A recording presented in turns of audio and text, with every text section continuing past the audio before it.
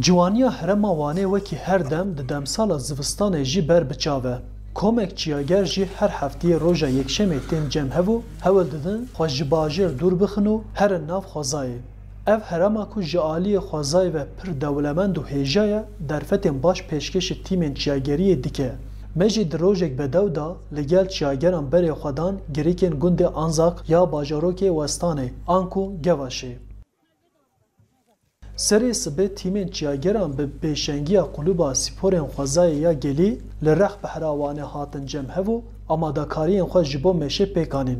Tîma çîyageran ya ku di nav da sportvanên nû û yên profesyonel jî hene, berê xwe dan girêkên herema gundê Anzakê. Piştî demekê çîyager gihiştin dêra sor.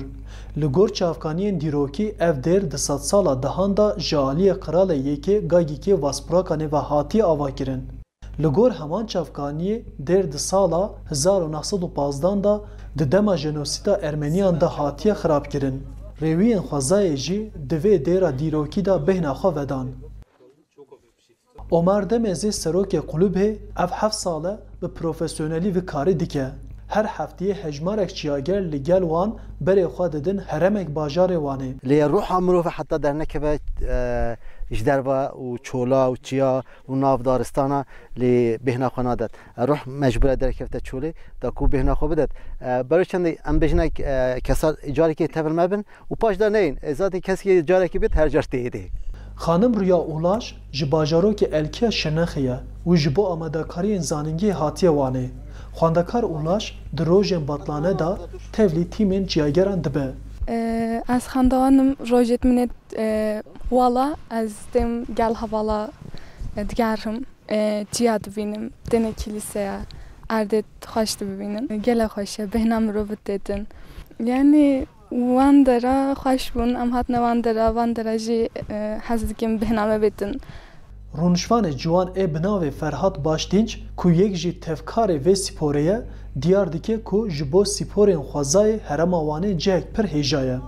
Yani welat her derxweş e. Wan bi coğrafî pir xweş e. Çîyawî, daristan, golê. Yani stresa nav heftiyê meriv dema tê vira davêje. Piştî bênvedanê çîyageran dîsa dest bi rêwîtiya xwe ya ber bi bilindahiyê ve berdewam kirin. Bi berjorçonê ve bi nêzîkbûna bilindahiya çiyê rêwîtî dijwartir dibe. Pêşengê tîmê çîyager Demez jî car caran ji bo ku çîyager bi rehetî bimeşin wiha agahî dan. Wextê hûn jêl biçin berwariya da bê xwe milê evrazî danin axê da milê jêrî bila evraz bimîne hingê hûn natehsin. Heger hûn pê xwe rast dana ser axê hûn ê bitehsin. Keremken bimeşin.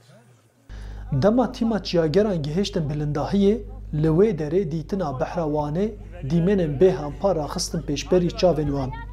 Çîyageran bi keyfxweşî di nava berfê da dest bi lêstîkên xwe kirin û wê nekişandin. Arif Aslan, Dengê Amerîka, Wan.